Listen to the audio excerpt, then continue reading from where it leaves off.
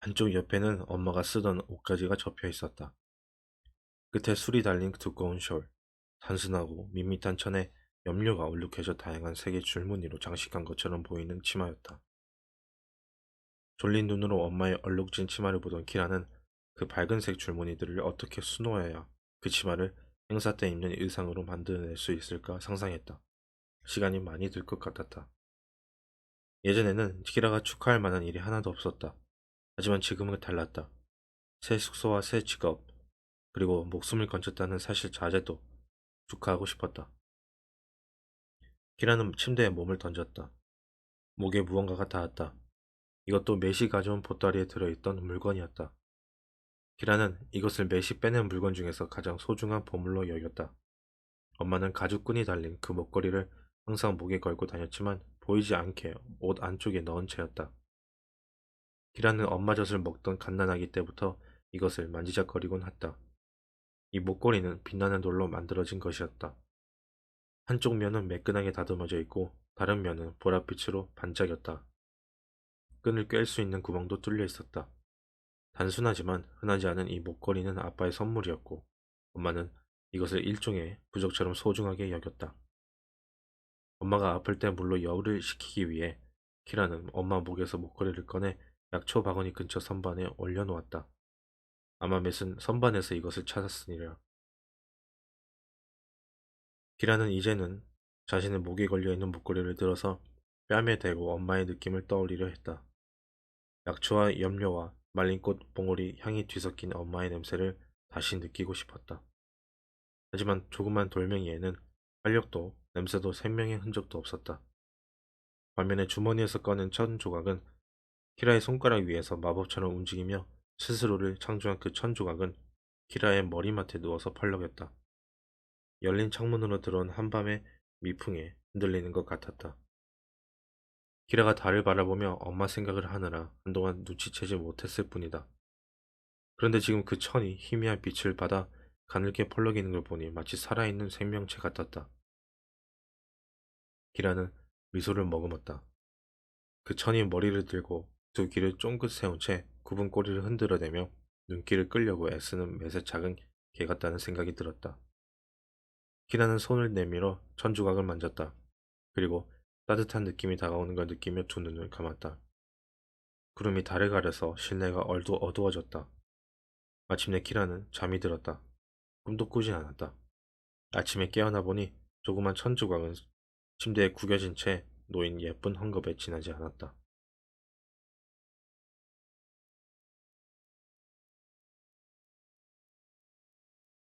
챕터 7.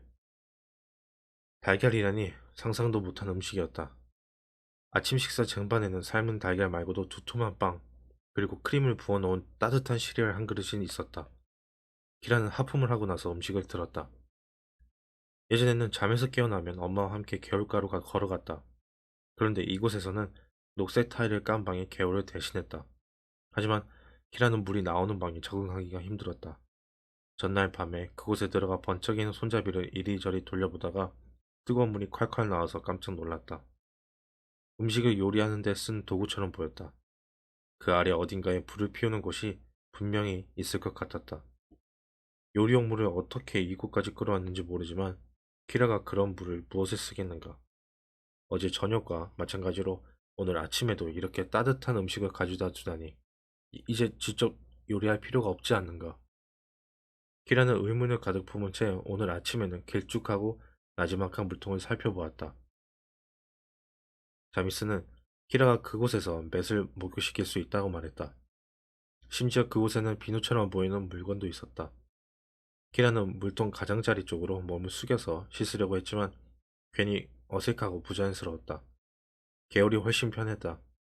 게다가 개울가에서는 옷을 빨아 덤불에 걸어 놓을 수도 있었다. 그런데 창문조차 없는 이 조그만 방에는 옷을 말릴 곳도 없었다. 바람도 없고 햇빛도 없었다. 건물 안으로 물을 끌어오는 건 무척이나 신기하다는 생각이 들었다. 하지만 실용성이 없고 비위생적일 뿐 아니라 다 쓴 물을 버릴 곳도 없었다. 기라는 타일 깔린 방에서 찾아낸 천으로 얼굴과 손에 묻은 차가운 물을 닦았다. 그러고는 예전처럼 매일 아침마다 게을러 가서 제대로 씻는 편이 좋겠다는 결론을 내렸다. 키라는 재빨리 옷을 입고 제 신발끈을 묶은 다음 기다린 머리카락을 그 나무 빗으로 빗었다. 그리고 지팡이를 움켜쥔 채 새 방을 떠나 아침 산책에 나섰다. 하지만 그리 멀리 가기도 전에 복도에 있는 문 하나가 열리더니 키라가 아는 소년이 밖으로 나와서 말을 걸었다. 수혜가 키라구나. 네가 왔다는 말을 들었어. 너는 조각까지 자미슨 아저씨가 네가 여기 있다고 알려주셨어. 그래, 나는 토마야. 토마가 키라를 바라보며 빙그레 웃었다. 키라와 비슷한 또래로 보이는 토마는 이름이 두 음절이 된 지 그리 오래된 것 같지 않았다. 고운 피부에다 맑은 두 눈을 가진 잘생긴 소년이었다. 숱이 풍성한 머리칼은 젓갈색이었다. 웃을 때마다 앞니 하나가 빠진 것이 보였다. 여기가 내가 사는 방이야. 토마는 키라가 안을 볼 수 있도록 자기 방의 문을 활짝 열었다. 그곳은 키라의 방과 비슷했다. 하지만 복도 건너편이라서 창문을 통해 넓은 중앙 광장이 보이는 게 달랐다. 그리고 물건이 사방에 흩어져 있어서 훨씬 더 사람 사는 곳처럼 보였다. 내 작업장이기도 해. 토마의 설명에 키라는 조각칼과 나무 조각이 널려있는 널따란 작업대를 바라보았다. 그리고 저긴 보급품을 두는 창고야. 토마가 손으로 창고를 가리키며 말했다. 내 방도 똑같아. 보급품을 두는 방에 서랍이 많아. 나는 아직 작업을 시작하진 않았어. 내 방 창문 안에 탁자가 있는데 빛이 잘 들어와. 나는 그 자리에서 바느질을 할 거야. 그리고 저기 저 방 말인데 너도 저 방에 요리용 물과 물통이 있니? 넌 그걸 쓰니? 저 방은 정말 귀찮은 곳 같아. 게을이 긁혀 있는데 말이야. 돌보는 자에게 사용법을 배우면 돼. 돌보는 자? 음식을 가져다 주는 사람들이야. 네가 필요한 게 있으면 그 사람들이 무엇이든 도와줄 거야. 그리고 경비원이 매일 너를 살펴볼 거야. 다행이었다. 토마는 이곳에서 사는 방법을 잘 아는 것 같았다. 모든 게 새롭고 낯서니 앞으로 토마가 많은 도움이 될 거라는 생각이 들었다. 그래서 정중하게 물었다. 여기 오래 살았니? 응, 아주 어릴 때부터. 어쩌다 여기로 오게 되었는데? 기라가 묻자 토마는 얼굴을 찡그린 채 과거를 떠올리며 대답했다. 조각을 시작할 무렵이었어. 나는 아주 어린아이였지. 그런데 날카로운 장비와 나무를 만지다 보면 아주 멋진 형상이 나오는 거야. 그걸 볼 사람들은 모두 대단하다고 놀라더라. 내가 봐도 대단한 것 같긴 했어. 토마가 쑥스러운 듯 웃자 키라도 약간 웃었다. 하지만 키라의 머릿속에는 자신 역시 아주 어릴 때 색시를 들면 손가락에 마법에 걸린 듯 움직였고 그걸 본 엄마와 수호자의 표정에 놀라움이 가득했다는 사실이 떠올랐다. 이 조각가도 마찬가지였을 거라는 생각이 들었다. 그러다 수호자들이 나에 대한 소문을 들었는지 우리 움막에 와서 보고는 감탄했어. 키라는 이 점도 자신과 아주 비슷하다고 생각했다. 그런데 그 후 얼마 안 돼서 태풍이 불 때 부모님이 두 분 다 돌아가셨어. 한꺼번에 벼락에 맞으신 거야. 키라는 깜짝 놀랐다. 벼락에 맞아 나무가 쓰러졌다는 소문은 들었다. 하지만 사람이 그랬다는 이야기는 들은 적이 없었다. 사람들은 번개가 칠 때 바깥에 나가지 않는 법이었다.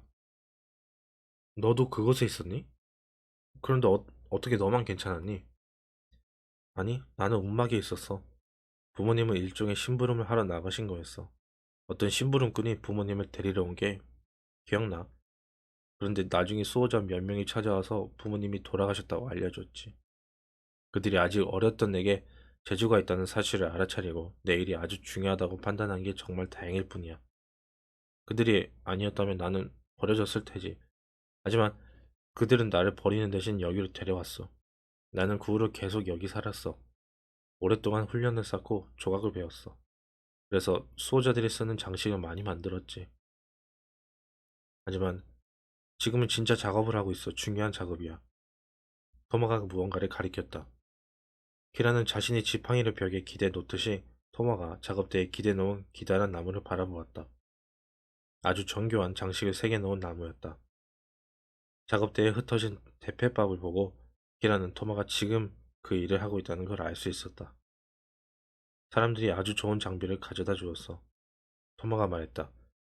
바깥에서 종이 울렸다. 키라는 당혹스러웠다. 움막에서 살 때 그 소리는 작업장에 갈 시간이라는 신호였다. 그래서 토마에게 물었다. 지금 내 방으로 돌아가야 하는 거니? 게을로 산책을 가는 중이었거든. 토마가 어깨를 으쓱했다. 상관없어. 무엇이든 하고 싶은 대로 해. 정해진 규칙은 없어. 맡은 일만 제대로 하면 돼. 작업한 내용은 사람들이 매일 확인할 거야. 나도 지금 이모를 보러 나가려는 중이었어. 이모가 아기를 낳았거든. 여자애야, 봐. 장난감을 줄 거야. 토마는 정교하게 조각한 새를 주머니에서 꺼내 보여주었다. 속이 텅 비어 있었다. 토마는 새 조각을 입에 대고 힘껏 불었다. 호각 소리가 났다. 어제 만든 거야.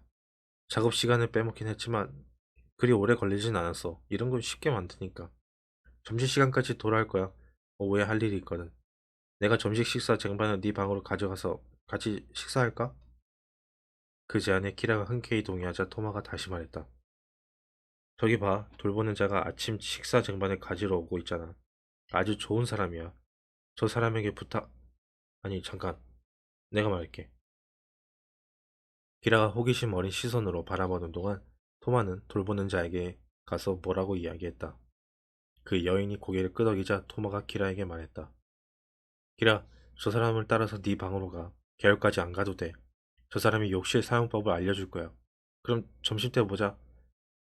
토마는 조그맣게 깎은 새를 주머니에 넣고 방문을 닫은 다음 복도를 걸어갔다. 키라는 심부름꾼 여인을 뒤따라서 왔던 길을 돌아갔다.